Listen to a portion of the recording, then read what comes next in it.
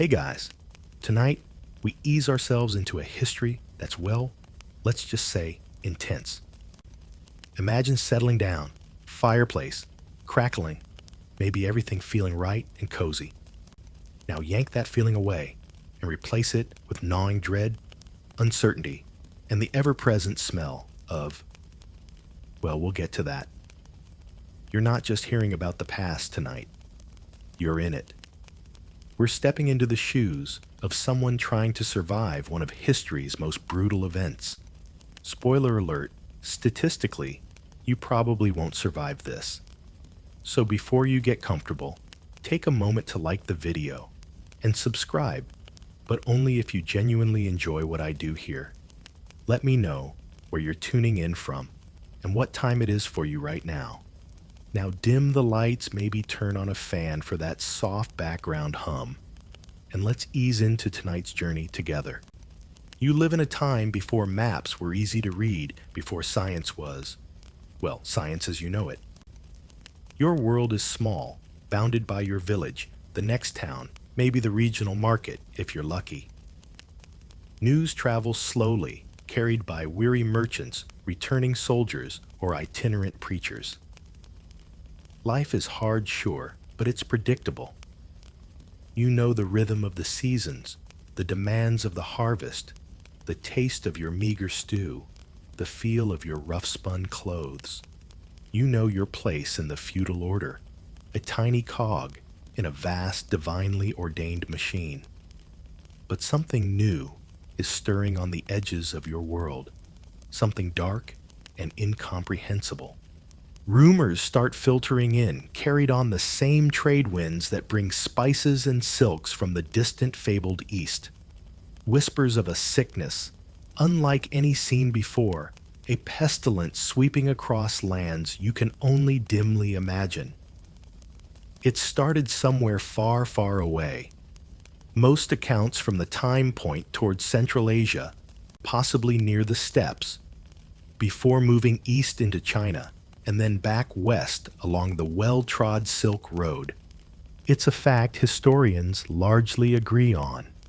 This wasn't a homegrown problem initially. The stories are wild, terrifying. People dropping dead within days, sometimes hours, after strange swellings appear on their bodies.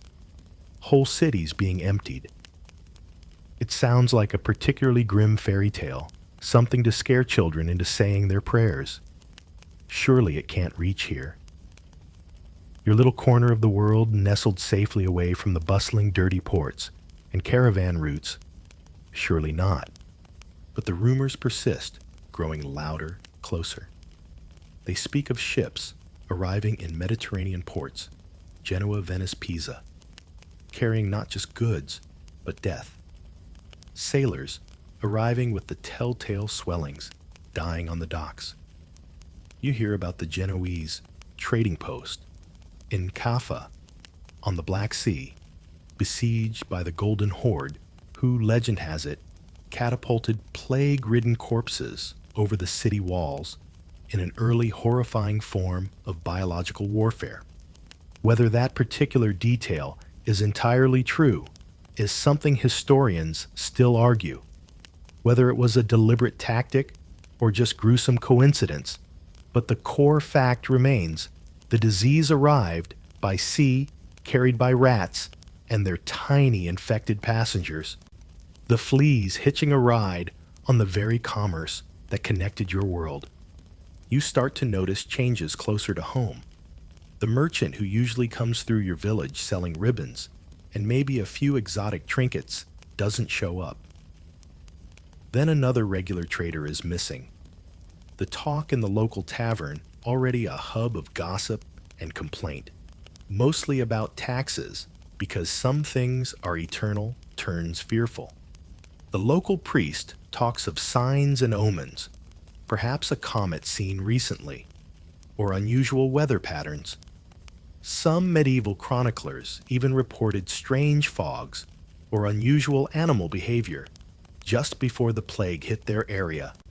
A quirky tidbit that highlights how desperate people were for any explanation in a world without germ theory. You don't understand how sickness works. You think it's the air, maybe. Bad smells called miasmas rising from swamps or decay. Or maybe it's God's wrath, a punishment for the sins of mankind, which, let's be honest, there seem to be plenty of according to the sermons you hear. The idea that something invisible, something you can't see, smell, or touch, could pass from person to person, carried by fleas on rats. That's pure fantasy, right? You're more concerned with the tangible threats, the Lord's taxes, the possibility of a bad harvest, maybe the wolf in the woods. This sickness is a story from faraway lands, like dragons or comfortable chairs. But the stories get grimmer. Less about distant ports, more about towns just a few days' journey away.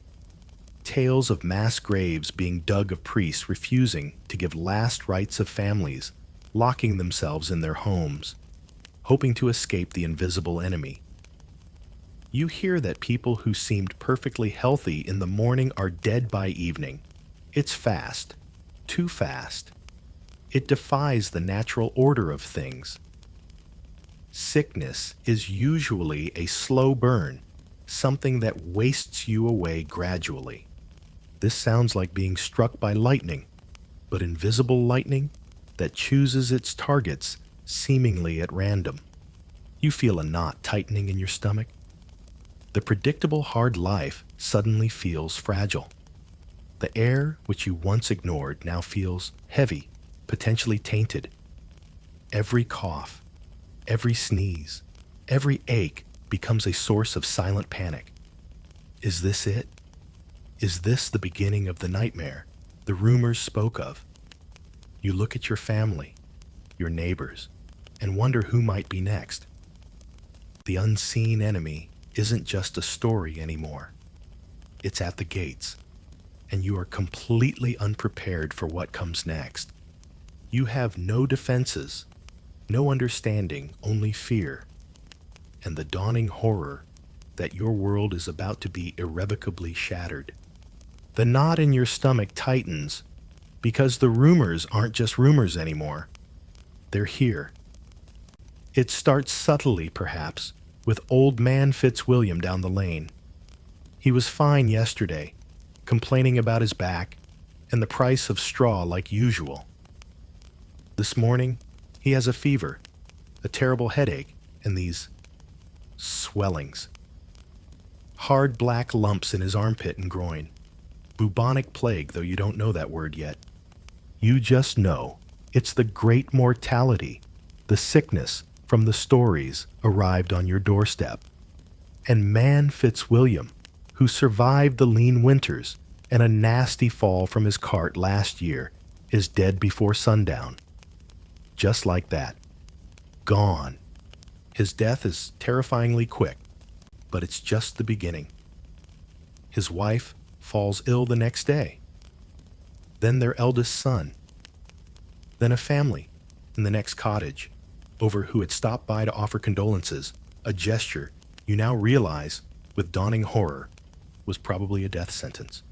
The whispers that arrived on the trade routes are becoming screams in your own ears. Fear a cold, clammy thing settles over your village. It's not just a distant threat anymore. It's your neighbor, your friend, potentially you. The speed of it is what's truly breaking people. Sickness usually gives you time.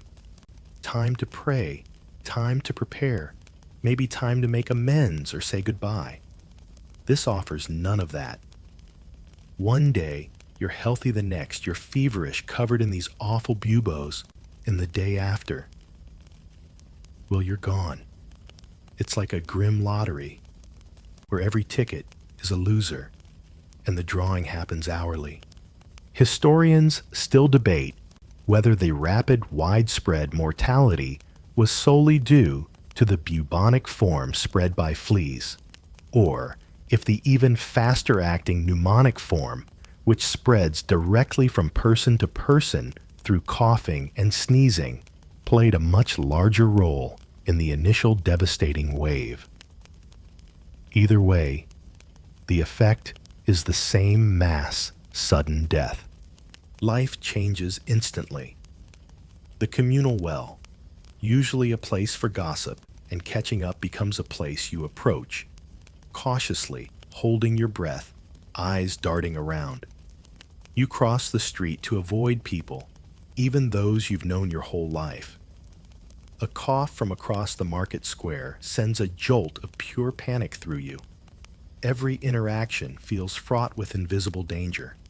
It's like the ultimate involuntary social distancing, but without any of the Netflix or delivery food to make it bearable. Just fear and dying. Lots and lots of dying. The church, usually a source of comfort and community, becomes a place of desperate, often frenzied prayer. People confess sins they didn't even know they had convinced this is divine retribution. Flagellants appear in some towns, groups of people who whip themselves publicly, believing that by punishing themselves they can appease God and stop the plague. It's a spectacle both horrifying and strangely captivating, highlighting the sheer desperation. This practice, while extreme, became a widespread, if quirky tidbit of the time, demonstrating the era's belief in tangible penance. Normal activities cease. The fields lie untended, because who dares work shoulder to shoulder with others? The market dries up, because traveling is too dangerous. And frankly, who has the appetite for commerce when death is knocking? The miller stops milling. The baker stops baking because their families are sick, or they're too terrified to leave their homes, or they are simply gone. The structure of your everyday existence is dissolving before your eyes. You realize how interconnected your small world was, and how easily that web of interdependence can snap when fear takes hold. You see carts rumbling through the streets, not selling wares, but collecting bodies. Piled high, often with little dignity, heading for quickly dug mass graves. The sheer volume of the dead is overwhelming. There aren't enough people left who are willing or able to perform the basic tasks of burial. Gravediggers, often criminals, pressed into service, die themselves. Priests become scarce, refusing to approach the sick for fear of contagion, leaving many to die without last rites, a terrifying prospect for the devout. It's a mainstream historical fact that the mortality rate was astronomical, wiping out estimates ranging from 30% to 60% of Europe's population in just a few years. Imagine losing half the people you know, your town, your country, in the space of a few seasons. It's almost incomprehensible. The air itself seems to thick with dread and something else. A faint, sickly, sweet smell that you quickly learn to associate with death. You try to purify your home, maybe burning herbs or flowers, trying to combat the supposed bad air, though you know deep down it's probably useless. You feel utterly helpless. There's nowhere to run, no one who knows what to do, only the crushing weight of watching your world shrink and empty out person by person, house by house. The whispers have become roars, and they are deafening. The fear, that cold, clawing dread, now has a face, or rather a series of faces. The faces of people you know, twisted by pain and fever, marked by the unmistakable signs of the sickness. You see it in Agnes, the baker's wife, usually so robust and cheerful. First, just a tiredness, she said, a chill despite the mild weather. Then the headache so bad she couldn't stand. And then the buboes. They are the most terrifying part, these swellings. They appear in the places where limbs meet the body. The groin, the armpits, sometimes the neck. They start small, maybe the size of a walnut, but they grow fast. You see one under Agnes's arm, big as an apple, tight and black and angry looking under the stretched skin.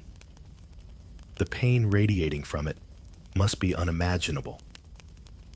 Medieval texts describe them as carbuncles or tumors, and seeing them is like seeing death made visible on the body.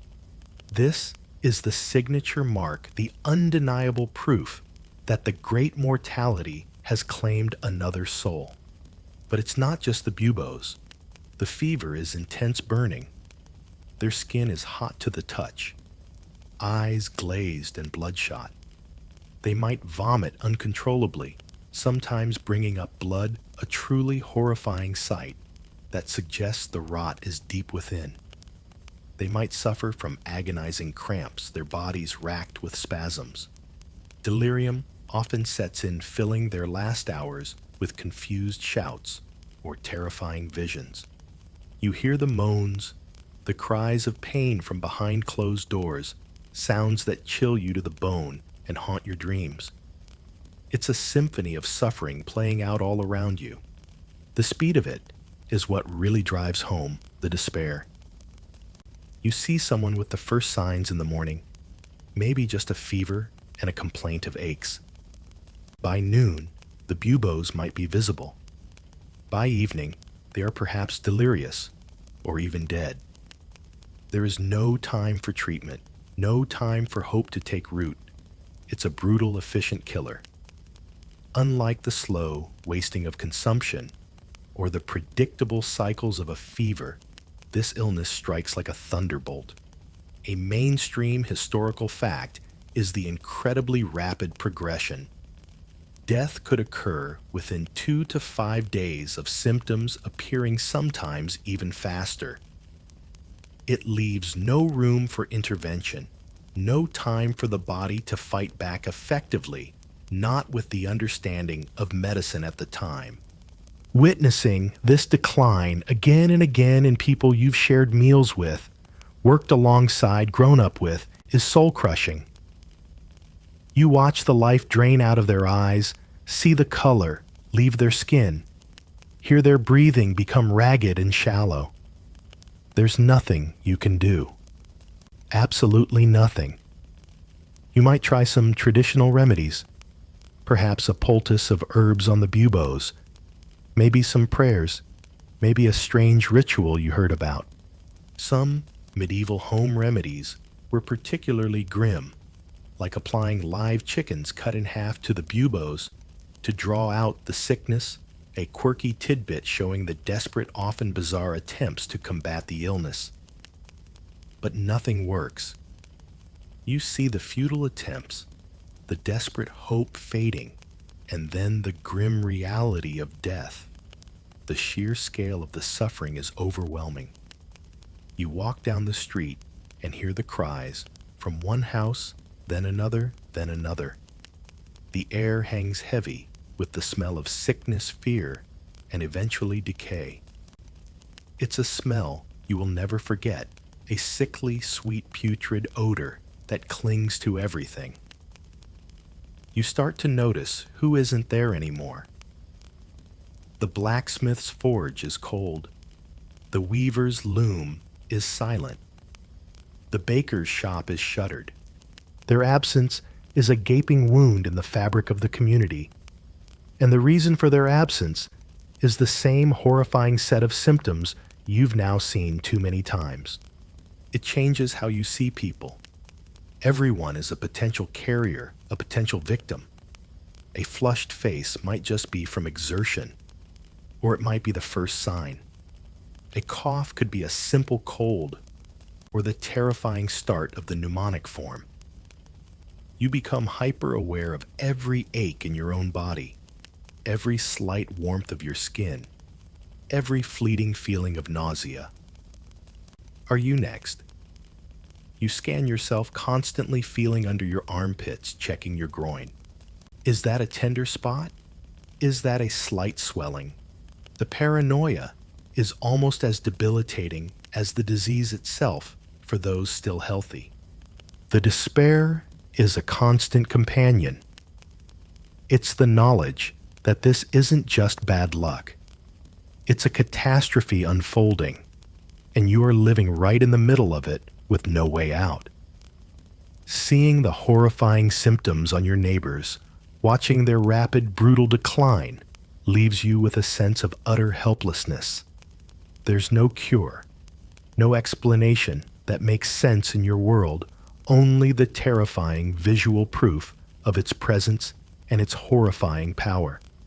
You pray, you hope, but mostly you just watch and wait, dreading the moment those telltale swellings or that burning fever appears on you. The horror of the symptoms, the swiftness of death, it doesn't just claim individuals. It dissolves the very air you breathe, the ground you walk on. Daily life, that predictable cycle of toil and rest, of market days and church services, doesn't just get difficult. It collapses. You wake up, and the usual sounds of your village or town are missing. No distant hammering from the smithy. No shouts from the stable hands. No rhythmic thud-thud of the weaver's shuttle. An eerie silence has fallen, heavy and suffocating, a silence filled only with the occasional sound of weeping or the low rumble of the death cart. Work stops because people are either dead, dying, or terrified. The fields stand, neglected, the crops left to rot because there's no one to harvest them. The grain that was stored is running low, and with no one milling flour consistently, the threat of starvation looms large, adding another layer of terror to the plague itself. It's a cruel irony. You might survive the disease only to starve because the people who grew, milled, and transported your food are gone. This widespread agricultural paralysis is a mainstream historical fact, a direct and devastating consequence of the labor force being decimated. The markets, once the bustling heart of the community, where goods and news flowed freely, are now deserted. Who dares to travel? Who dares to haggle in close proximity? The intricate web of trade that brought everything from salt and iron to fabric and luxury items to your region has snapped. Essentials become scarce and wildly expensive if they can be found at all. Imagine modern society without grocery stores or supply chains suddenly grinding to a halt. It's like that, but with fewer options for survival to begin with. No Amazon Prime in the 14th century, sadly. Just plague. And probably bandits now, too, because order is fraying. Community life, which was your safety net, dissolves. The neighbor who would normally help you with a tough chore is gone. The woman who traded eggs for your cheese is dead. Fear breeds suspicion. You eye everyone warily. Is that person healthy? Have they been near someone sick? The bonds of kinship and neighborliness weaken under the intense pressure of survival. Some families abandon their sick loved ones, fleeing their homes in a desperate, often futile attempt to escape. Others barricade themselves in refusing entry to anyone, even their own relatives. There's a peculiar, perhaps quirky, tidbit from the time about dogs and cats being slaughtered in some areas because people wrongly believe they spread the disease, further isolating households and actually increasing the rat problem. The church, which usually provided spiritual comfort and social structure, is also overwhelmed. Priests are dying at alarming rates because they are expected to tend to the sick and dying. Those who survive might flee or refuse to approach the afflicted. The inability to receive last rites is a source of profound spiritual terror for a devout medieval person, compounding the physical agony and fear of death. Services are suspended, confession becomes impossible, and the comforting rituals that anchored life are gone. The authority of the church, like other institutions, is challenged by its helplessness in the face of the pestilence. Local governance also falters. The Lord or his bailiff might be dead or absent. The usual systems for resolving disputes, collecting rents, or maintaining order break down. Without clear authority, without the normal routines of work and social interaction, a kind of anarchy begins to creep in. You might see looting, desperate acts born of hunger and fear. The concept of law and order starts to feel less important than the immediate brutal need to survive the day. It's a bit like those zombie movies, but with actual historical records and less running. The psychological toll of this pervasive collapse is immense. You are isolated not just physically, but emotionally. The familiar landmarks of your life, the busy market square, the crowded church on Sunday, the noisy tavern, are now silent, empty, haunted. This wasn't just an epidemic. It was an event that fundamentally altered the human landscape. Historians still debate the extent to which this immediate breakdown of social order contributed to long-term changes in social structures. But the short-term reality for you is chaos, fear, and the terrifying realization that everything you relied upon has vanished. Your daily life, once a struggle against nature and hardship, is now a desperate fight against an invisible killer and the complete unraveling of the world around you. The silence is broken now, not by the familiar sounds of life, but by the shuffling feet of those trying to leave, the panicked cries of the sick and the grating wheels of the death cart. The collapse of daily life feeds a deeper, more pervasive feeling, dread. It's a constant heavy weight in your chest, a cold hand squeezing your heart. You wake up with it, you live with it all day. And if you're lucky enough to sleep, you dream of it. There is no escaping this dread, this knowledge that death is everywhere, invisible, and utterly arbitrary in its choosing. In this atmosphere of overwhelming dread, the impulse to flee is primal, overwhelming. If the sickness is here, maybe it's not there. You see people packing what little they can carry, a few possessions, some food, and heading out of the village away from the infection, towards the forest, towards the next town, towards anywhere that isn't here. Cities see mass exoduses. Those wealthy enough might retreat to isolated country estates. This phenomenon of flight from infected areas is a well-documented, mainstream historical fact mentioned in countless chronicles from the time.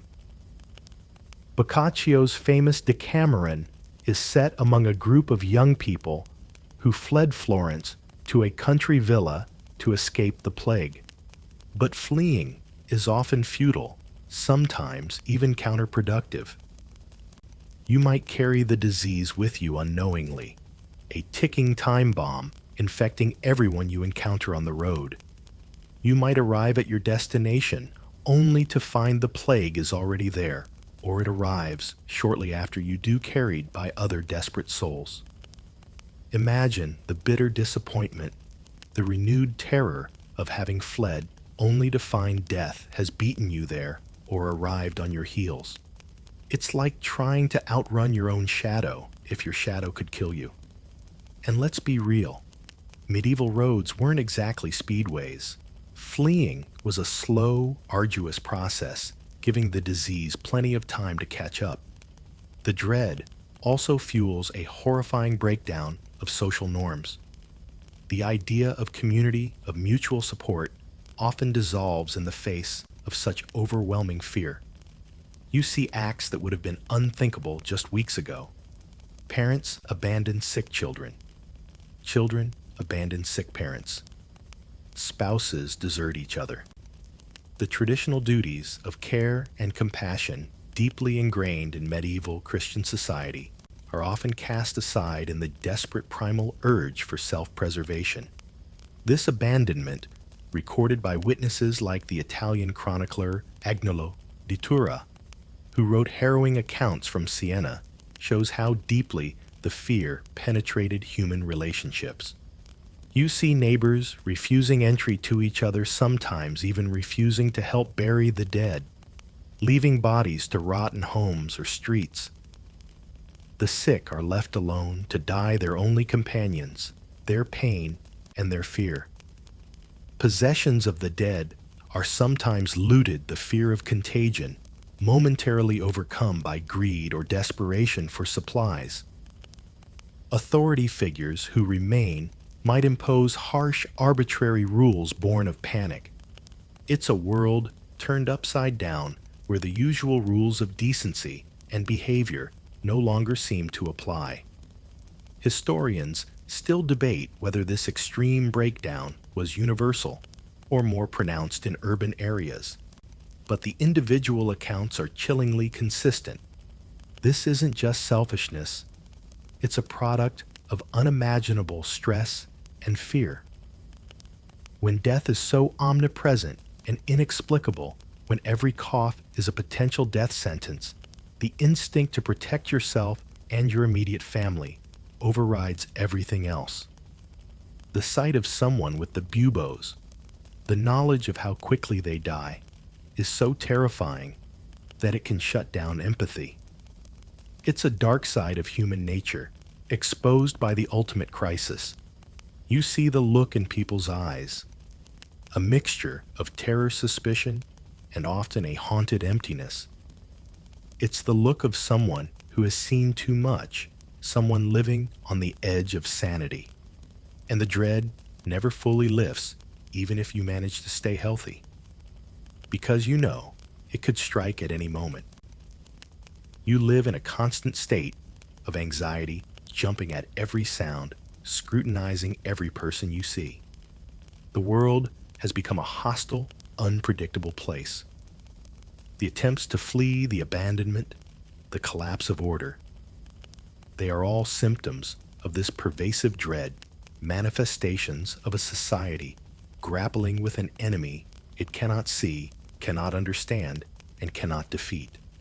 You are trapped not just by the physical presence of the plague, but by the psychological cage of knowing that death is your constant, unwelcome shadow, and there is nowhere left to run. As if the constant threat of a painful, swift death wasn't enough, another more familiar terror begins to creep in hunger. You've known lean times before the harsh winters, the occasional bad harvest, but this is different. This is a systemic failure, a direct consequence of death, having swept away the hands that worked the land and moved the goods. The survival pressure, already immense, now includes the gnawing physical pangs of starvation. Remember those fields we talked about left untended? That's not just a sad sight, it's your future meals withering on the stalk or not being planted at all. Farmers died. Their families died. The laborers who helped with the harvest died. The rhythm of planting, tending, and harvesting that had sustained your community for centuries is broken. Even if some crops were harvested before the worst hit, who is going to thresh the grain? Who will grind it? Who will bake the bread? The interconnected steps from field to table are missing vital links severed by death. The markets, as we noted, are empty. This means even if someone did manage to grow or make something, there's no reliable place to sell it or trade for something else you need. The long-distance trade in foodstuffs, which supplemented local supplies, has virtually stopped. Ports are wary of ships, roads are dangerous, and honestly, the people who would normally be involved in this trade are either dead or too afraid to travel. It's like the global pantry suddenly slammed shut. Mainstream historical accounts confirm that severe food shortages and localized famines were common during and immediately after the plague years, not just because of failed harvests, but also because the distribution network disintegrated. You start to experience the physical reality of scarcity. Your larder is bare. The grain bin is nearly empty. You ration what little you have, stretching a small loaf of bread or a handful of dried beans as far as they'll go. The feeling of hunger is a constant ache in your stomach, a weakness in your limbs. It makes the ever-present fear of the plague even worse because now you're fighting two enemies, the unseen sickness and the very visible threat of starvation. You're constantly thinking about food, where to find it, how to get it, how to make it last. It's a stark, brutal reminder of how vulnerable you are. Prices for anything edible that can be found skyrocket.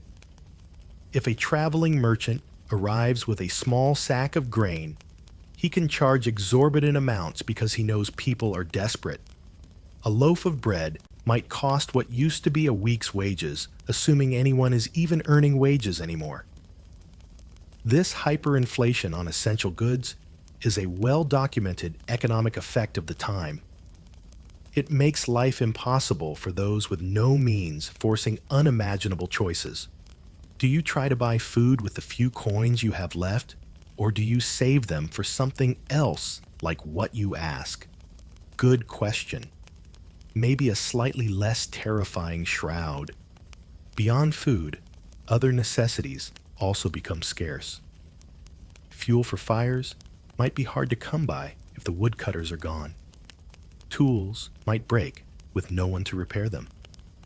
Simple goods you took for granted are now luxuries. The entire material basis of your life is being eroded. You might become more resourceful, scavenging, foraging, but these are often dangerous or insufficient ways to feed yourself and any remaining family.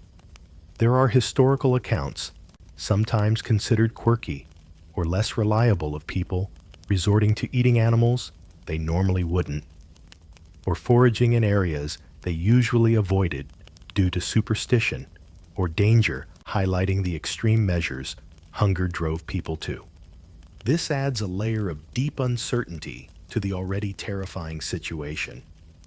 You might survive the plague, but can you survive the winter without food?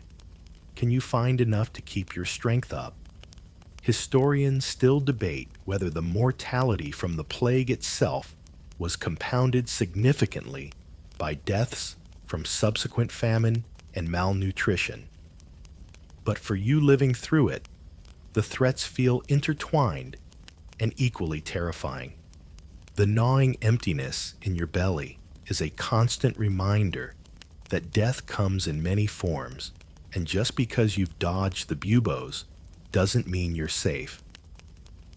The struggle for basic survival has become terrifyingly real, a relentless pressure added to the omnipresent dread of the disease. Amidst the collapse of daily life and the gnawing hunger, the most profound pain is personal.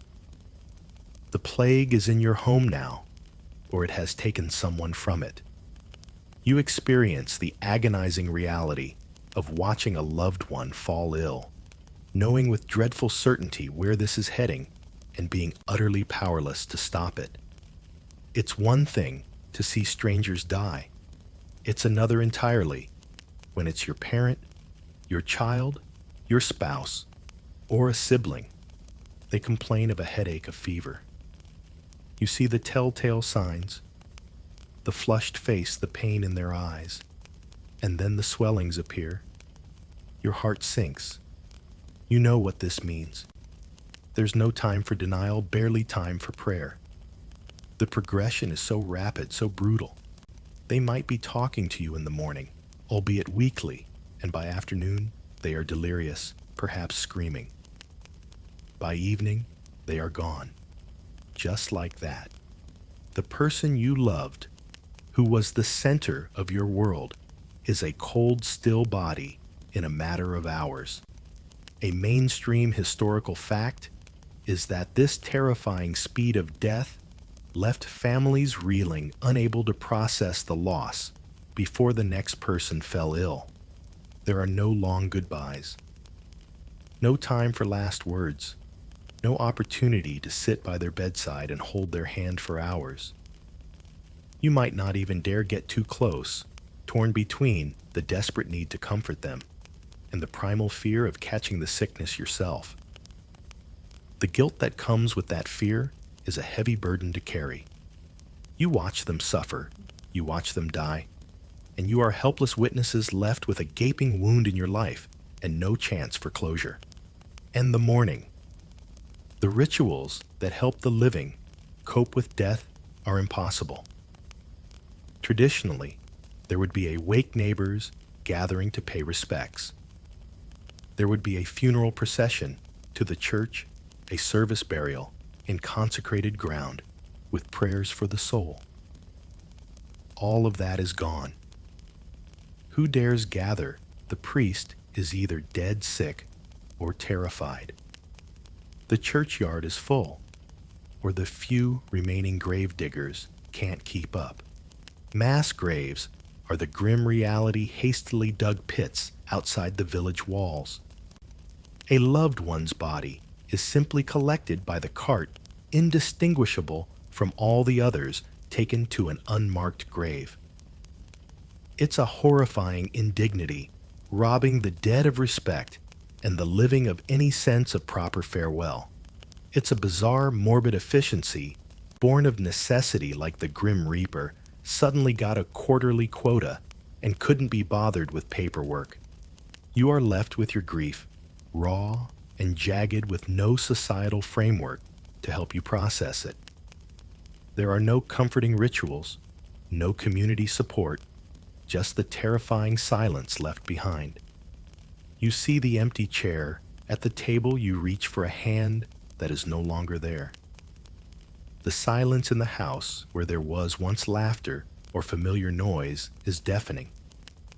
It's an isolating grief, compounded by the fear that you might be next. You can't even fully mourn one loss before the next one hits. It's like being caught in an emotional tsunami with no solid ground to cling to. This constant exposure to death and loss has a profound psychological impact. You become hardened perhaps, forced to detach as a survival mechanism, or you become consumed by sorrow and fear. The sheer scale of the death makes individual loss almost commonplace, which is a terrifying thought in itself.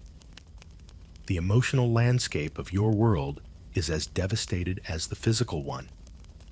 Some historical accounts mention the strange, almost numb reactions of survivors, a quirky tidbit suggesting the overwhelming trauma they experienced.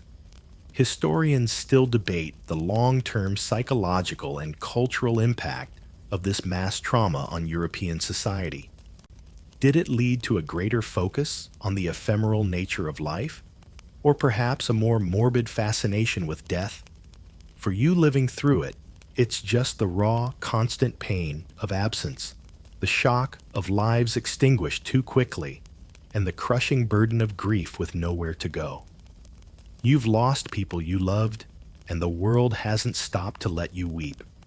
It just keeps presenting the next horror, the next challenge to your survival, leaving you with an aching heart and a soul weary beyond its years. When faced with an enemy you cannot see, cannot understand, and cannot fight, you desperately look for answers. And in the 14th century, with no concept of germs or viruses, those answers usually came from two places: God and blame. The sheer scale of the death, the speed and horror of its screams of divine retribution. You hear it from the pulpits, from the street preachers, from your own terrified neighbors. This is God's punishment, they say, for the sins of mankind, for greed, for impiety, for vanity, for whatever sin the speaker happens to dislike the most that day. This belief in divine punishment fuels a fervent, sometimes extreme religious reaction. People flock to churches desperate for forgiveness, though often finding the doors locked or the priests gone. You might see processions of flagellants whipping themselves bloody in public squares, believing that by mortifying their own flesh, they can appease God's wrath and turn it away from their community. It's a grim spectacle, both shocking and mesmerizing, a visceral demonstration of how deeply people believe they are suffering for their collective sins. This movement, while perhaps a quirky tidbit in its extreme nature, was a genuine widespread phenomenon during the plague. But looking inwards for sin is hard. It's much easier to look outwards, to find a culprit, a scapegoat, someone to blame for bringing this horror upon you. And in medieval Europe, minority groups already viewed with suspicion and often subjected to prejudice were the easiest targets. The most tragic and horrifying example of this is the widespread persecution of Jewish communities. Accusations spread like wildfire that Jews were poisoning wells, that they were in league with the devil, that they deliberately caused the plague to destroy Christendom. These accusations, of course, were utterly baseless. Jewish communities died from the plague, just like everyone else, often at similar rates, sometimes worse, due to living in crowded ghettos. But in the atmosphere of panic, grief, and irrational fear, logic vanished. Crowds whipped into a frenzy by rumors, and preachers of hate turned violent. Jewish quarters were attacked. Homes were burned. People were murdered in horrific pogroms across France, Germany, and other parts of Europe. Rulers and church officials sometimes tried to protect Jewish communities, recognizing the absurdity and injustice of the accusations. But often their efforts were too little too late against the tide of popular rage. This devastating persecution is a mainstream historical fact, a dark stain on the history of the era, directly linked to the search for scapegoats during the plague. Other groups were also sometimes targeted: beggars, foreigners, lepers, who were already marginalized. Anyone who was other could potentially be blamed for this incomprehensible disaster. The paranoia was intense. You might hear whispers about a stranger seen in the village just before the sickness struck, or a poor soul with a disfigurement being eyed with suspicion. It's a chilling reminder of how quickly fear can erode empathy and lead to cruelty. It's like a terrible real-life version of that game, where everyone suspects each other, except the stakes are life and death. Historians still debate the extent to which these persecutions were solely driven by plague panic versus whether they were an exacerbation of pre-existing anti-Semitic and xenophobic attitudes already present in medieval society.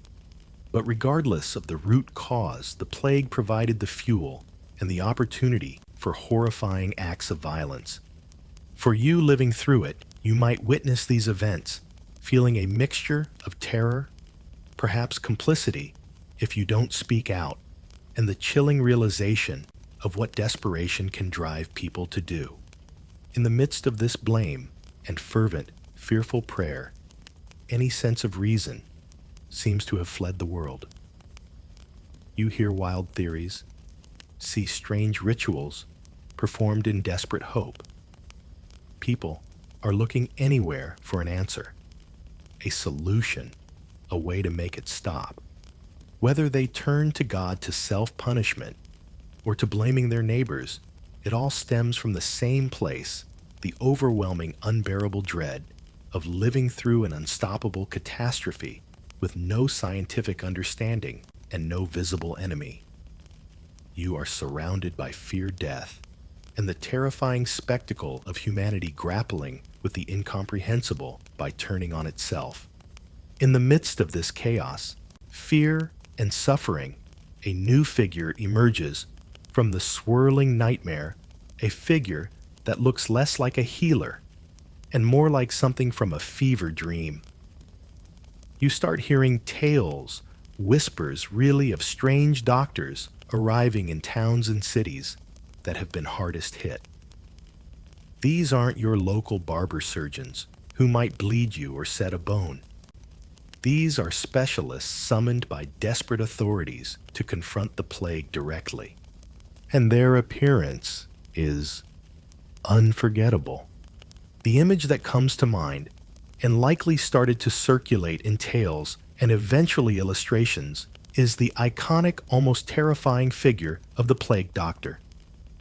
Clad in a heavy dark overcoat, often waxed or oiled, wearing thick gloves, a hat, and most strikingly, a mask with a long bird-like beak.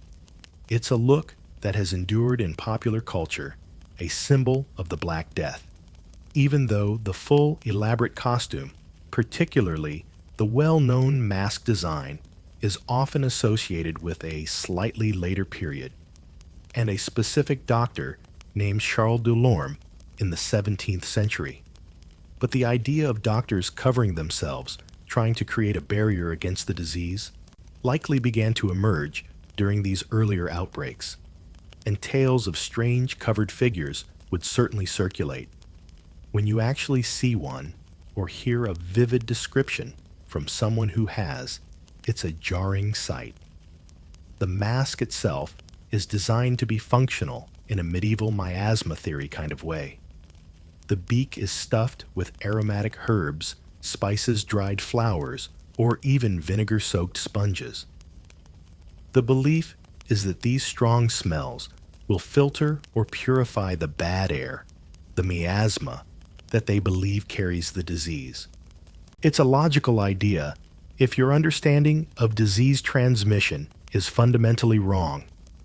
It's like bringing a tiny portable potpourri factory to a biohazard zone, a quirky, if misguided bit of medieval ingenuity. The doctor might also carry a wooden stick or cane. This serves multiple purposes: to point things out without touching them, to examine patients from a distance, or grimly to poke and prod bodies. It emphasizes their detachment, their need to keep a barrier between themselves and the infected. The whole ensemble is designed to protect the wearer, based on the best and still woefully inadequate medical knowledge of the time. They look like eerie walking scarecrows, figures of dread that seem to belong more to the realm of monsters than medicine. Their arrival in a community is met with a confusing mix of emotions. On the one hand, they represent a sliver of hope.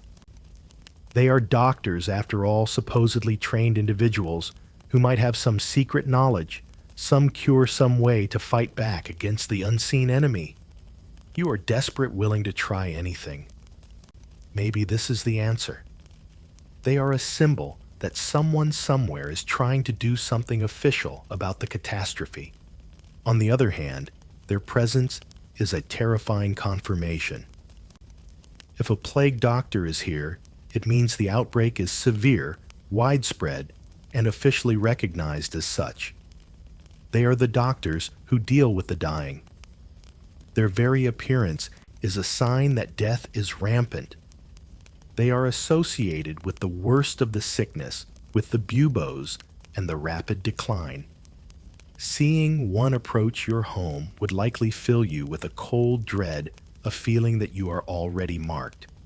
It's like seeing a hearse pull up outside your house and hoping it's just a particularly inefficient delivery service. These plague doctors were often not renowned physicians, but rather individuals hired by cities specifically for the duration of the epidemic. Sometimes they were relatively inexperienced, their main qualification being a willingness to take on the suicidal job. They were paid by the city or the wealthy, tasked with treating the rich and poor alike, although access and quality of care certainly varied. A mainstream historical fact is that many major European cities hired these doctors during outbreaks, sometimes granting them special access or privileges due to the dangerous nature of their work. Historians still debate the actual effectiveness of these plague doctors and their treatments, while some may have provided basic palliative care, or perhaps helped manage public health measures like isolating the sick if possible. Their medical interventions for the plague itself were generally useless, often painful, and sometimes hastened death.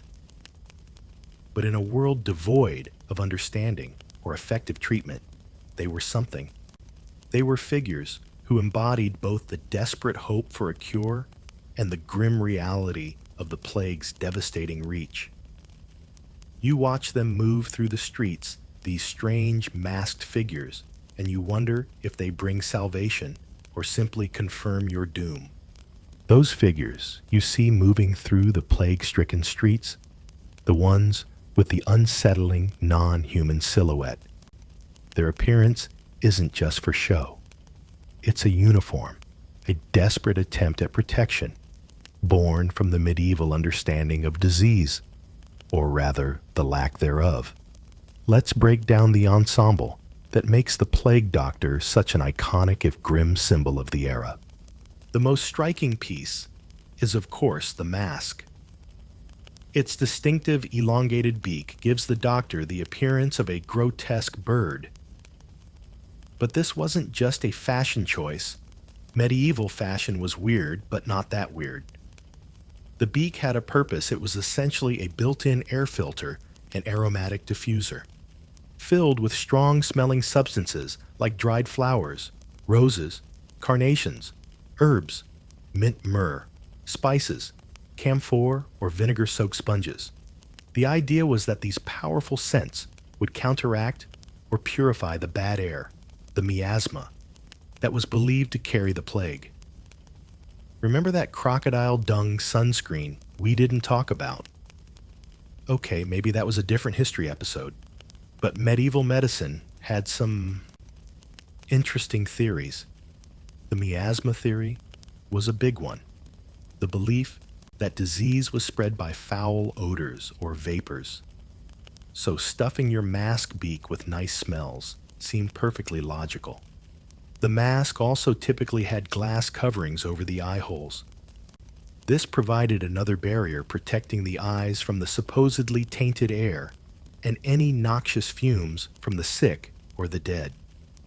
Imagine trying to see through medieval glass while walking through streets filled with bodies. Not exactly high definition, adding another layer of difficulty to an already impossible job. Beyond the mask, the doctor wore a long, heavy coat, often made of thick fabric like linen or canvas, sometimes treated with wax oil or even animal fat to make it more resistant to fluids like blood or other bodily expulsions you'd rather not dwell on. This coat went all the way down to their ankles, covering their entire body. They wore breeches or leggings connected to boots and heavy gloves. The goal was total coverage, a barrier suit against the miasma and any direct contact with the sick.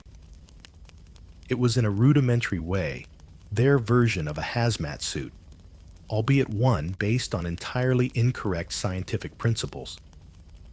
A mainstream historical fact is that this protective clothing was developed specifically for plague doctors to minimize their exposure while treating patients. They also carried that wooden stick or cane. This wasn't just for effect. It allowed the doctor to prod patients' move clothing or examine the sick without having to touch them directly. It was their tool for maintaining physical distance in an age before anyone understood that touch was a primary vector of disease transmission. It also probably helped them keep back panicked or aggressive crowds, acting as a makeshift barrier or pointer. It's a practical element in an otherwise almost ceremonial-looking outfit. The full effect is both imposing and chilling.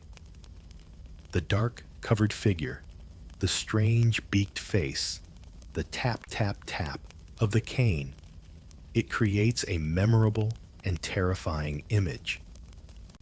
While the exact complete costume we picture today is often credited to Dr. Charles Delorme in the 17th century, Designed for later plague outbreaks, the concept of doctors wearing protective covered clothing and some form of mask or face covering to shield themselves from the dreaded miasma certainly existed or developed during the Black Death itself and subsequent outbreaks. The iconic mask's design is a quirky tidbit of fashion history, a specific later innovation that became the enduring symbol of the earlier terror.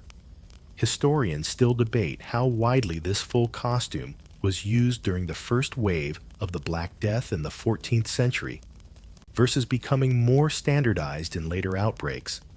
But the core elements, covering up using aromatics, reflect the prevailing medical theories of the time. Regardless of the exact historical timeline of the full uniform, the figures you encounter or hear about are clearly set apart by their garb, looking less human and more like dark, strange birds of prey arriving to witness or perhaps collect the dying.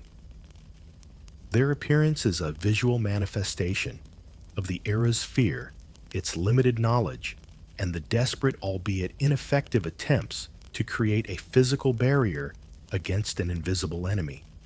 You see the mask, and you know exactly why they are here. So these strange bird-like figures arrive or are summoned. They have the gear, they look official in a terrifying medieval sort of way, and they represent a desperate hope. Surely, these learned doctors with their masks and their herbs and their long coats must have some way to fight the sickness, right?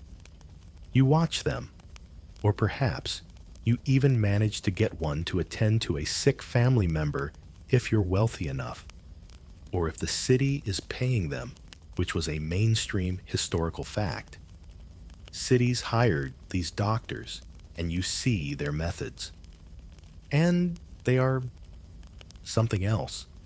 Medieval medicine, bless its heart, was based on ideas that we now know are completely wrong. The most prominent was the theory of the four humors: blood phlegm, yellow bile, and black bile. Sickness was thought to be caused by an imbalance of these humors. The treatments were aimed at restoring this balance, often through pretty unpleasant means. One common method was bleeding or phlebotomy. The doctor, or often a barber surgeon who did most of the practical medical work, would cut a vein or apply leeches to remove blood, believing that this would drain away the excess humor causing the illness. It was a common treatment for everything, but particularly applied vigorously to plague victims who were already weak and likely anemic. Imagine being desperately ill and having someone intentionally make you bleed more. It sounds and was awful. Another approach was purging the body. This involved administering powerful laxatives or enemas to clear the digestive system again, with the goal of removing bad humors or poisons. Vomiting was also sometimes induced. So if you weren't already suffering from extreme digestive distress, from the plague itself, some forms caused vomiting and diarrhea. The doctor's treatment might just add to your misery. It was a holistic approach, medieval style. Are you sick? Let's make things worse everywhere, just in case. Then there was the direct attack on the buboes. These swollen, painful lumps were seen as the physical manifestation of the sickness where the poison was concentrated. Doctors would attempt to treat them directly. This might involve applying hot poultices made of herbs figs or other substances to try and draw out the poison. A particularly grim and widely reported treatment involved lancing the buboes, cutting them open, and then cauterizing the wound, burning it, or applying a salve. This was incredibly painful, done without anesthetic, and highly prone to infection. Sometimes, even more bizarre, poultices were applied like mixtures involving animal waste or even as some accounts suggest applying a live chicken or pigeon cut in half to the bubo to draw out the sickness, a truly quirky tidbit that highlights the sheer desperate absurdity of the cures attempted. These treatments were not only painful and often traumatic, but they were also completely ineffective against Yersinia pestis, the bacteria causing the plague. Bleeding and purging only weakened the patient further. Lancing buboes could potentially release pus, but didn't kill the bacteria circulating in the bloodstream or lymph nodes, and opening the skin created new avenues for infection. There was no medieval equivalent of antibiotics, nothing that could actually target and kill the disease itself. The success rate of these treatments was in reality zero for curing the plague. People either survived because their immune system somehow fought off the infection, which was rare for the bubonic form. Survivability was higher for milder forms that may have co-circulated or they died. Witnessing these brutal feudal interventions must have been heartbreaking. You put your hope, or were forced to put your hope in the hands of these strange figures, watched them inflict more pain, and saw the patient die anyway. It's like watching someone try to fix a broken computer by hitting it with a hammer. You know it won't work, but they seem so earnest. Historians still debate whether any medieval medical practices or hygiene measures beyond basic isolation attempts had any measurable impact on slowing the spread or improving survival rates during the Black Death. The grim reality is that for most people who contracted the bubonic plague, the prognosis was death, regardless of whether they saw a doctor or what bizarre treatment was attempted. You see the doctors come and go, their dark figures silhouetted against the misery, their efforts futile against the invisible enemy. Their treatments add pain to suffering, but they offer no real hope of survival. Slowly, hesitantly, the relentless tide of death begins to recede.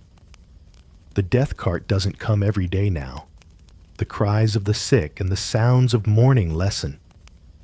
The air which once seemed thick with dread and decay begins to feel merely empty. You've survived. Against all odds, you've made it through the worst of the dying. But the world you emerge into is fundamentally changed. It's a landscape marked by absence, a silent testament to the millions who are gone. You step out of your home cautiously into streets that were recently nightmares of suffering and fear. Now they are eerily quiet. The silence is different from the terrified hush of the plague's peak. That was a silence full of tension of holding your breath. This new silence is simply emptiness. It's the silence of missing people, of stopped activity. The bustling market square is deserted, maybe a few stray dogs or cats scavenging if they weren't all killed. Remember that charming idea. The workshops are shuttered, their tools lying idle perhaps forever. The fields outside the village are overgrown, the crops that weren't harvested now just food for weeds and pests. You walk past houses where your neighbors lived, families you knew your whole life. Their doors might be ajar, or simply closed, but there's no sign of life. Just the lingering, faint smell that tells its own grim story. Many homes are empty, their inhabitants having died or fled and never returned. It's like walking through a ghost town, except you knew all the ghosts personally. Imagine your hometown suddenly losing half its population, or more. The scale of the absence is staggering, almost unbelievable. A mainstream historical fact, grimly confirmed by countless records from the time, is the catastrophic demographic collapse, with estimates suggesting that 30% to as much as 60% of Europe's population perished in just a few years. The visual evidence is everywhere. Abandoned farms, their livestock wandering freely. Villages that were once thriving centers of life are now reduced to a handful of survivors huddling together. Churches stand half empty during services, the familiar faces missing from the pews. The sheer lack of people is the most defining characteristic of this post-plague world. It's spacious in a terrifying sort of way. Social distancing. Yeah, the plague handled that, maybe a bit too effectively. You look around and see the faces of the other survivors. There are fewer of them than there used to be. Their eyes hold the same haunted look as yours. There's a sense of shared trauma, but also perhaps suspicion. Who else might still be carrying the sickness? Is it truly over? The fear doesn't vanish instantly. It lingers a shadow over the newfound quiet. This massive depopulation has immediate and obvious consequences. With so few people left, there's simply not enough labor to do all the work that needs doing. Fields go unplowed, buildings fall into disrepair, businesses cannot reopen because their workers are gone. The medieval economy was built on manpower, and a huge chunk of that power has simply disappeared. This isn't just an inconvenience, it's a fundamental shift in the balance of things. You might hear quirky tidbits about strange occurrences in the empty places, wild animals moving into abandoned areas, or perhaps superstitious tales about the spirits of the dead haunting empty homes. The world feels less human-dominated, more wild and untamed, a direct result of humanity's sudden dramatic retreat. Historians still debate the precise mortality rates in different regions and how quickly populations began to recover, but the immediate impact was undeniable. The few survivors looked out at a changed landscape, one that was both emptier and paradoxically full of new, uncertain possibilities. The old order, built on a vast supply of labor, had been shaken to its core. You survived the dying only to face the challenge of living in a world where the dead vastly outnumber the living, and everything you knew about how society worked is about to be rewritten. You look out at the empty fields, the silent workshops, the houses with no smoke rising from their chimneys. The silence is profound, but it's not just an absence. It's a fundamental economic shift, made audible by the lack of human activity. Before the plague, life was cheap and labor was abundant. Peasants were tied to the land, obligated to work for their lord in exchange for protection and a small plot to farm. Artisans faced stiff competition. There were always more hands than needed, keeping wages low, and the power firmly in the hands of the landholders and masters. Now, everything has changed. The massive death toll means there is a desperate, acute shortage of workers. The lords still have their vast estates. The merchants still have their goods, if they can move them, but they don't have the people needed to make the system function. The peasants who survived, the few remaining laborers and craftsmen, they are suddenly astonishingly valuable. Your life, which felt so cheap and disposable just months ago, now has leverage. Lords are desperate to find people to plow their fields, harvest their crops, and maintain their manors. They can no longer simply demand labor. They have to compete for it. Surviving peasants who might once have been tied to a specific manor as serfs now have options. They can demand better terms, lower rents, or even outright freedom from their feudal obligations. They can pack up and move to a different estate, a different town, offering their labor to whoever offers the best deal. This sudden increase in the bargaining power and real wages of common laborers is a well-established mainstream historical fact, one of the most significant immediate economic consequences of the plague. You might witness this power shift firsthand. A lord perhaps haughty and demanding, before now having to actually negotiate with a peasant about how much work they'll do and what they'll be paid. It's a scene that would have been unthinkable in the pre-plague world. The few remaining skilled artisans are in even higher demand. A carpenter, a blacksmith, a weaver. If they survived, they could command significantly higher prices for their work. It's like the medieval job market, suddenly flipped from being a buyer's market to an extreme seller's market. Your skills, your health, your mere existence suddenly count for something substantial. The traditional feudal relationship, built on the lord's ownership of land and control over labor, is fundamentally challenged. Serfs see an opportunity for emancipation. Free laborers demand higher wages and better conditions. They might refuse to work for the customary low pay, knowing that another lord or master is probably desperate enough to meet their demands. This newfound mobility and assertiveness among the lower classes is a direct consequence of the demographic shock. It's almost funny in a dark way how quickly the system changes when the supply and demand curve gets absolutely demolished by a pandemic. The ruling classes don't take this lying down, of course. They see their traditional power eroding and their costs skyrocketing. Governments and lords attempt to implement laws to fix wages and labor conditions at pre-plague levels.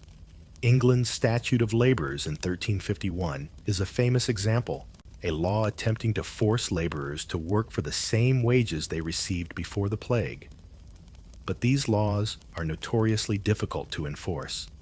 How do you force someone to work when there are simply not enough people to police everyone? How do you stop people from leaving when every lord is desperate for workers? These attempts at wage controls, often ineffective in practice, are a quirky tidbit that shows the frantic efforts of the elite to maintain the old order in the face of an unstoppable economic reality. Historians still debate the extent to which the labor shortage was the primary driver of the decline of serfdom and the rise of a wage-based economy versus merely accelerating trends that were already underway. But for you, a survivor, the change is palpable. You have leverage you never had before. You can demand better terms, negotiate for your labor, and perhaps even see a path towards greater freedom and prosperity. The world is still dangerous, still haunted by loss, but the power dynamic has shifted in a way that benefits the common person, making your labor and your life feel precious in a way it never was before. That newfound value of your labor, that little bit of leverage you felt, it doesn't go unnoticed by the people who used to hold all the cards, the lords, the landowners, the ruling elite. They see their traditional power and wealth threatened by the demands of the surviving workers. And they don't like it. Not one bit. So while you might feel a glimmer of hope that life could be better, the people in charge are actively trying to claw back control, setting the stage for explosive conflict. You hear the grumbling from the manor house. The lord is furious that his remaining peasants are demanding higher wages or refusing traditional services. He tries to enforce the old rules, perhaps citing those new laws we mentioned, like the Statute of Labourers in England, which were essentially attempts to rewind the economic clock to pre-plague times. He might increase taxes or fines elsewhere to compensate for the higher labor costs. This resistance to the changing economic reality, this insistence on maintaining the old feudal order, clashes directly with the peasants' rising expectations and their awareness that they are now essential. This tension, born from the plague's demographic shock, and the subsequent labor shortage is a major source of discontent. But it's not the only one. The plague years were often also years of ongoing war, like the 100 Years' War between England and France, which meant heavy taxation to fund military campaigns. You've survived the plague, maybe lost, your family struggled with hunger, and now the Lord or the King wants more of your meager resources. It feels like a profound injustice. Add to this long-standing resentments against corrupt officials, perceived injustices within the church, which also held vast lands and demanded dues, and the general harshness of medieval life, and you have a tinderbox. The spark that ignites it can be anything. A particularly heavy tax collector, an official trying to enforce an unpopular law, an insult from a lord. Suddenly, the simmering discontent boils over. You witness or hear about gatherings of angry peasants, often armed with whatever they have. Pitchforks, scythes, knives, maybe a few old bows. These aren't trained armies. They are farmers, laborers, and villagers driven by desperation and a shared sense of grievance. These uprisings, often referred to as peasant revolts, become a defining feature of the decades following the Black Death in many parts of Europe. You hear about the Jacquerie in France in 1358, a brutal and chaotic uprising against the nobility. And perhaps, most famously, the Peasants' Revolt in England in 1381, led by figures like Wat Tyler, and inspired by radical preachers like John Ball, who famously asked, "When Adam delved and Eve span, who was then the gentleman?" A powerful question, challenging the entire social hierarchy. These revolts are a mainstream historical fact, a direct consequence of the social and economic upheaval caused or exacerbated by the plague. The goals of these revolts vary, but they often include demands for lower taxes, an end to serfdom, higher wages, and greater justice. The targets are often symbols of the oppressive system: manor houses, which might be burned, tax records, destroyed lawyers, and officials targeted for violence, and sometimes members of the clergy. The revolts are often localized initially, but can spread quickly, fueled by anger and a shared sense of possibility. It's a terrifying and exhilarating time, seeing the established order being directly challenged by the very people who were supposed to be at the bottom of the heap. It's like watching the pieces on a chessboard suddenly decide they don't like the rules. These revolts are often brutally suppressed by the authorities, resulting in terrible violence and mass executions. The peasants, lacking organization training and resources, are ultimately no match for professional soldiers or the coordinated power of the nobility. However, even in their failure, these revolts send a clear message to the ruling class: the old ways are no longer sustainable. The survivors of the plague are not the same docile workforce they once were. They have seen the world turned upside down, felt their own worth increase, and they are willing to fight for a better future. Historians still debate the extent to which the Black Death was the sole cause of these revolts, acknowledging that other factors like war taxation and pre-existing social tensions played significant roles. However, there's little argument that the plague's impact on the labor market and the subsequent power shift provided the crucial context and catalyst for these widespread challenges to the feudal system. You witness this period of unrest, seeing the world you knew not only depopulated, but also violently contested as the survivors fight for a new place in the altered landscape. You've lived through the unimaginable. You've seen death on a scale that defies comprehension, watched society buckle and break, and felt the raw terror of an invisible enemy. But as the initial terrifying wave recedes, leaving behind an emptied landscape and the echoes of screams, you also begin to see the undeniable consequences of such profound disruption. The world you knew, the medieval world of rigid hierarchy and feudal obligation, has been shaken to its foundations. The Black Death didn't just kill millions. It fundamentally altered the relationship between the people who owned the land and the people who worked it, beginning a slow, complex process that would reshape society forever.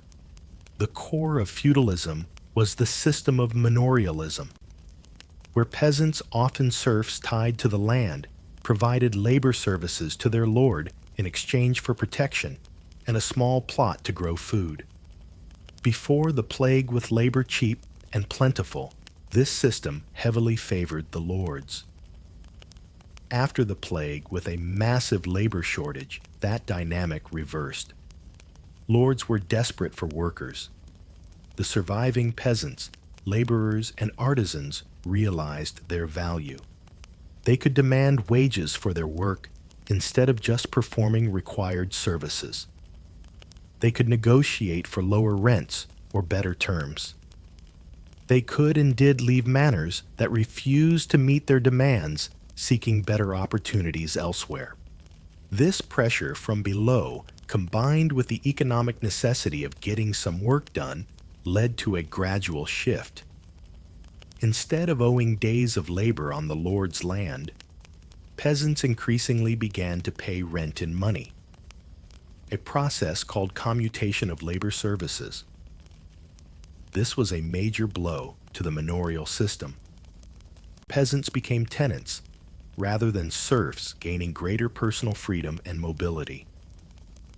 They were no longer tied to the land by law or custom in the same rigid way. This move towards a wage-based economy and free peasantry is a mainstream historical fact, a pivotal development accelerated significantly by the Black Death. The economic consequences of this shift were profound. For the surviving laborers, it often meant higher real wages and a better standard of living. For the first time, many common people had a bit of disposable income. You might be able to afford slightly better food, maybe even purchase goods you could only dream of before. There are quirky tidbits in historical records about peasants post-plague buying more expensive clothing, better household items, or even improving their homes, suggesting a rise in their material wealth. It's like the economy finally decided to give the people who actually did the work a slightly bigger slice of the pie. Meanwhile, many landowning lords struggled as their labor costs increased and their traditional income from labor services dried up. They had to adapt sometimes, switching to less labor-intensive forms of agriculture like sheep farming or leasing out more of their land. Beyond the economic, the plague fostered a degree of increased social mobility. With so many skilled craftsmen and professionals gone, opportunities opened up for survivors to move into trades or even administrative roles that would have been inaccessible before. The rigid social hierarchy, while not disappearing entirely, became a little more fluid, based slightly more on wealth and ability rather than just birthright. The trauma of the plague also had less tangible but equally significant effects. Witnessing such widespread death and the failure of traditional authorities, including sometimes the church, to stop it, led some people to question the established order and traditional beliefs. There was perhaps a greater focus on the present life, a carpe diem attitude reflected in art and literature, or an increase in personal piety, sometimes outside the formal church structure. Historians still debate the extent to which the Black Death directly caused or merely contributed to these changes in mindset and social structure compared to other long-term trends. But its role as a major catalyst is undeniable. The Black Death, This horrifying transformative event didn't single-handedly destroy feudalism overnight, but it delivered a series of shocks, demographic, economic, social, and psychological, that the system couldn't withstand in its old form. The labor shortage empowered the common people. The ruling class's resistance sparked revolts that, though suppressed, showed the depth of discontent. The traditional bonds of serfdom weakened, paving the way for a more mobile, wage-earning population. This period of upheaval and change helped set the stage for new developments in European history, arguably contributing to the conditions that would eventually blossom into the Renaissance. The world you navigate now is a world where the ghosts of the plague linger, but where the rigid chains of the past have begun to loosen, leaving you a survivor in a landscape of loss, but also of uncertain, fragile, but potentially transformative opportunity. The journey through the 14th century's darkest hours is coming to a close now. We've walked the plague-ridden streets together, felt the fear, witnessed the loss, and seen how even the most devastating events can become unexpected catalysts for change. The terror and suffering were immense, but from that fertile ground of upheaval, new possibilities eventually grew. As you settle down, let the images fade, the sounds soften. The echoes of that time are distant now, a part of history, a story of resilience and transformation born from unimaginable pain. Feel the comfort of your own time, the safety of your space. The past is a journey, a lesson, but you are here now, safe in the quiet present. Sweet dreams.